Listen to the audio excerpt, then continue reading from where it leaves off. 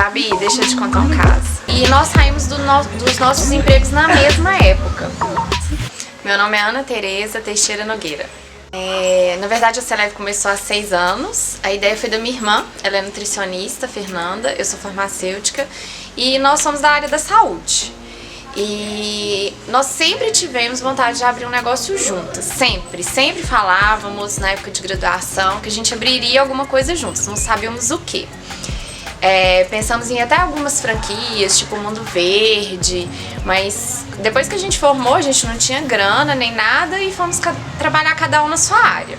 E aí chegou um certo momento que, coincidentemente, eu não estava muito feliz no meu emprego, ela também não, e nós saímos dos nossos empregos na mesma época. E aí, como a maioria, né, grande parte dos empreendedores, muitas vezes pegam o acerto de quando sai do trabalho, nós pegamos os nossos acertos e resolvemos abrir um negócio. E ela estava fazendo uma pós-graduação em nutrição funcional e ela percebeu essa demanda não atendida por alimentos saudáveis, sem glúten, sem leite e que fossem gostosos, porque tinha no mercado, mas não eram bons. E aí ela identificou essa demanda, a gente conversou e falou, acho que agora é a hora, né? Ela identificou o mercado, a gente estava saindo dos nossos empregos e aí a gente resolveu se dedicar, né, a esse novo negócio. E tudo começou no meu apartamento. Na época eu ainda morava numa república, morava com 2 meninas. E a gente começou fazendo bolo na cozinha de casa, fazendo os testes, e dava tudo errado. Mas sempre desde o início a gente queria que fosse uma coisa profissional, mesmo sendo dentro de casa. Então a gente contratou uma consultoria, uma consultora, ela é uma chefe funcional, especialista em alimentos sem glúten e sem leite. E ela nos deu essa consultoria pra gente começar. Contratamos também, foi o que a gente achou importante, porque a gente tinha pouca grana. Um estúdio de design para fazer a nossa marca, porque a gente queria um nome. A gente não queria ser as meninas do bolo, a gente queria realmente uma marca, já começar com um nome. E foram os 2 grandes investimentos que a gente fez, que era o que dava para fazer. Como a gente era da área da saúde também, a gente conhecia muitos profissionais da área, então a gente foi fazendo esse boca a boca com nutricionistas, com médicos e principalmente a nossa ferramenta principal no início foram as redes sociais. Na época a gente começou no Instagram, Facebook e o WhatsApp, então muita da nossa divulgação, basicamente nossa divulgação era nas redes sociais. E aí a gente começou aos pouquinhos fazendo bolo, depois a gente viu que tinha uma demanda de pães, aí começamos a fazer pães também. Começamos a vender primeiramente para lojas de produtos naturais. Depois a gente começou a vender para o consumidor final.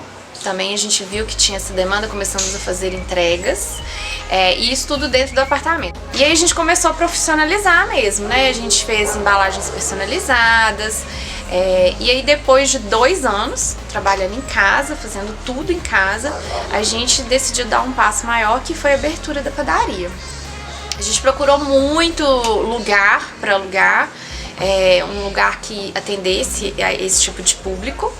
E aí a gente achou um lugar no Lutz, que a gente achou que era o ideal, assim, pro nosso público.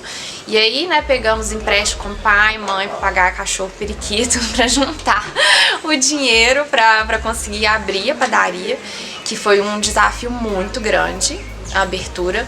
Mas foi muito legal porque quando a gente abriu, a gente já tinha uma clientela em Belo Horizonte. A gente já tinha um trabalho nas redes sociais, as pessoas já nos conheciam e a gente fez, eu acho que como a gente tinha uma marca, que foi uma coisa que a gente se preocupava, era engraçado que às vezes as pessoas ligavam pra gente, isso a gente dentro do apartamento, e queriam conhecer a nossa fábrica. E era um apartamento, e a gente tinha que ficar não e tal, porque são poucas empresas no Brasil que fazem esse tipo de produto. Na verdade, eu fui demitida. Eu fui demitida e eu já não estava feliz lá, e foram empregos muito importantes para mim, apesar da formação. Eu falo que nada foi em vão, né? É a área da saúde, eu compreendo muito bem essa área, então eu acho que a minha formação me ajuda hoje também. Os empregos que eu trabalhei, eu tive um crescimento muito grande, acabei trabalhando muito com vendas e principalmente no meu segundo emprego eu aprendi muito sou muito grata a esse segundo emprego que eu tive, porque eu aprendi demais em relação a marketing, em relação a vendas, atendimento ao cliente, então foi super válido. Ah, é grana, é grana, é financiar o sonho, né? Porque a gente não tem recurso, a gente não tinha nada assim, não tem um carro pra dar de garantia no financiamento de banco, não tem um apartamento, não tinha nada. Então na verdade foi tudo com recursos próprios que a gente fez, com a ajuda de pai, mãe, marido, tudo, porque realmente a gente não consegue. Não consegue, eu acho que essa é a maior dificuldade do pequeno empresário. E assim, é tudo muito burocrático. Então é muito difícil começar alguma coisa de uma maneira formal, com tudo certinho. Porque você tem que fazer um investimento para que esteja tudo certinho. Então eu acho que isso é um dos grandes entraves do empreendedor brasileiro. Então, na verdade, a padaria estava dando tudo muito certo. E chegou um dado momento que ela estava super pequena pra gente, a gente resolveu investir numa fábrica. Na verdade, eu nem sei se eu considero que foi um erro, na verdade foi um super aprendizado. A gente estava num momento muito bom, a gente decidiu abrir uma fábrica, decidiu falar, olha, ou a gente cresce, ou enfim. Aí antes a gente não queria ser as meninas do bolo. Aí depois a gente falou, não queremos ser as tias da padaria. Será que a gente vai ficar aqui pra vida toda? O que a gente vai fazer? E aí a gente resolveu investir numa fábrica, que a gente falou assim, não, a gente pode vender mais pra pessoa jurídica, por exemplo. Se a gente quiser abrir franquia, a gente pode abastecer as franquias. E a gente fez um super investimento na fábrica. Só que foi num momento, eu lembro que no mês que a gente abriu a fábrica foi a greve de caminhoneiros. Por exemplo, foi no mesmo mês, assim, a gente sofreu um super baque de faturamento na época e a gente teve uma queda porque a gente montou um melhor cenário, você monta o pior cenário, mas o nosso pior cenário nunca era uma queda de faturamento e essa queda de faturamento ela ocorreu. Então a gente passou um período muito apertado e chegou um dado momento que a gente era um custo muito alto a fábrica, a gente resolveu, falou, o que a gente vai fazer? E aí a gente resolveu vender a fábrica. Que foi hoje, na minha opinião, a escolha mais sensata que a gente fez, que foi fazer a venda. Mas eu não sei se é um erro, mas a gente aprendeu. Porque naquele momento fazia muito sentido abrir a fábrica. Mas depois a gente teve um cenário econômico que mudou, enfim, e a gente tem que ir se adaptando. O tempo todo se adaptando. Igual a gente tinha uma ideia, por exemplo, de uma franquia. Talvez se a gente abrisse outra loja, a gente abastecer com a fábrica. Hoje, já não é assim mais o nosso pensamento. Hoje, a gente abriu uma unidade em Brasília. O que a gente fez? A gente passou todo o know-how para a loja de Brasília e eles mesmos produzem os produtos lá. Então, assim, mudou totalmente a visão estratégica, inclusive de crescimento. Então, cenário super desafiador, né, para todos os empreendedores do Brasil.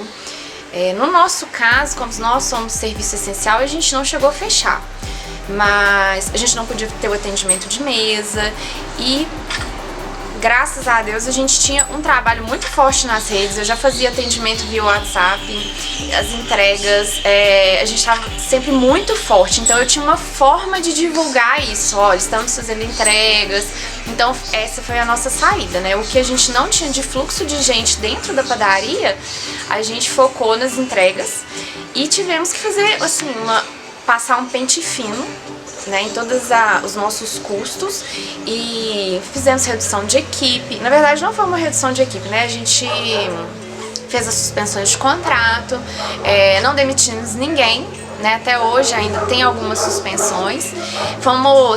Fizemos escala 12x36 para diminuir o número de pessoas dentro da padaria, o que foi bom, né, para diminuir o número de pessoas por causa do Covid, mas também foi pensando no corte de custos, porque eram menos passagens, quem fazia 12x36, então a gente foi adotando essas estratégias.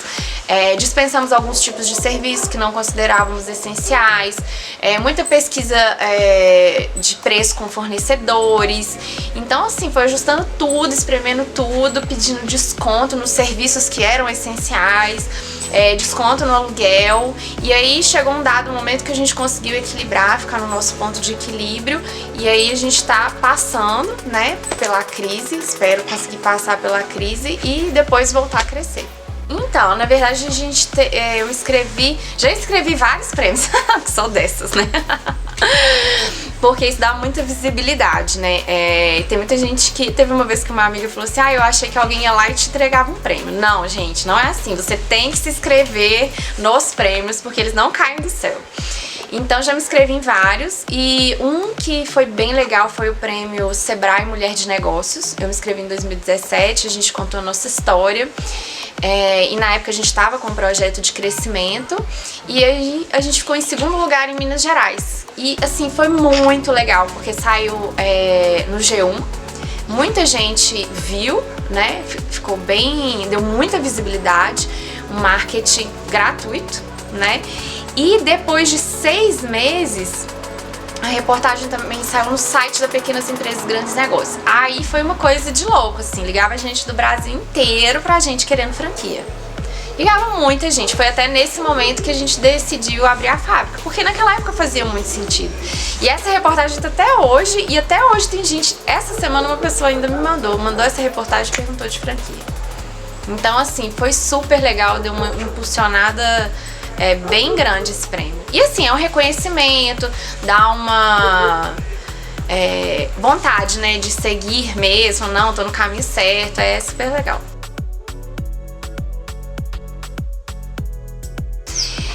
Eu acho que pra mim foi válido, foi começar pequeno mesmo e testar o mercado. Igual, a gente não fez um grande investimento logo no início, né? Então a gente começou em casa, a gente fez um investimento pequeno, a gente se apoiou muito nas redes sociais, são ferramentas gratuitas. Então assim, testar o mercado antes de fazer grandes investimentos, porque a gente erra e acerta. A gente errou muito também, a gente fez várias coisas que não deram certo, né? Então é melhor testar do que investir logo de cara.